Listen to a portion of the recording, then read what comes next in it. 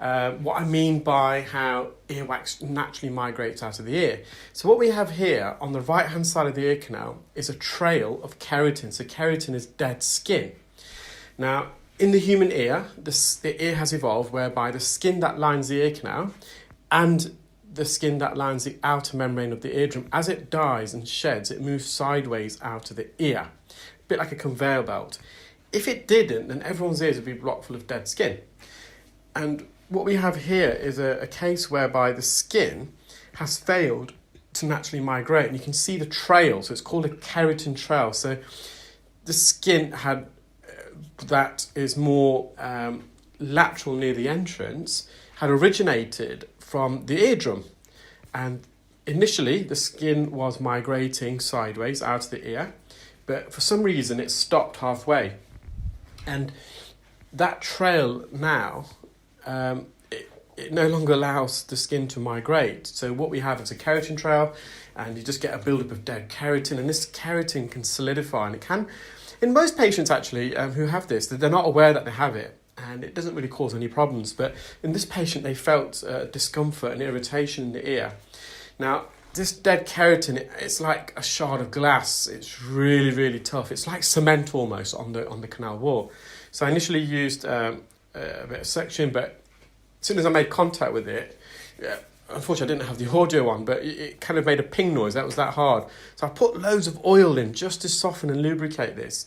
And I went back in with the suction probe, but it wasn't budging. So now what I'm doing, I'm using the tip of the ear hook, and we have to be really, really gentle here, because I don't want to graze this on the canal, and we can see we're right on the bony part of the ear. And I'm just using the hook, and the patient does flinch in a moment, and that's the point where that moment there. And I managed to remove the ear hook out of the ear safely, but that's now detached the keratin trail from the canal wall. I just put a squirt more oil in there just to lubricate it. I've gone back in with a suction probe, and you're going to see me now wriggle this off the eardrum. It's detached itself. So that section of skin that I just made contact with was originally on the eardrum, and it moved sideways.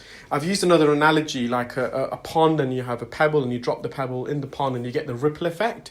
Imagine the ripples being that keratin. And as I said, we don't know why in this particular patient just that region of the ear has stopped migrating. It had for whatever reason it may be.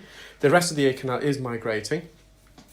There's a bit of oil left in the anterior inferior recess, which the patient can feel, so I've just gone back in with the fine end suction probe. I'm just trying to hover over, and again you can't hear the audio, but you could hear the oil being sucked. You may see it there slightly, and it's just because the patient felt a bit blocked.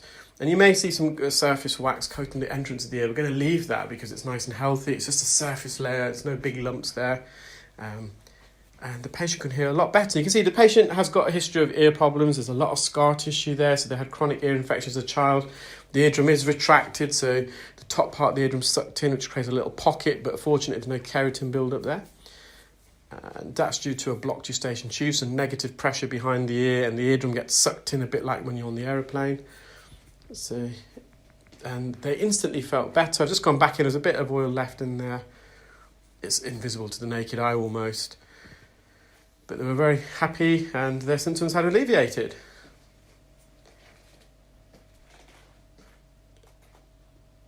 So I hope you enjoyed that video, guys. Something different. I've been putting quite a few long videos of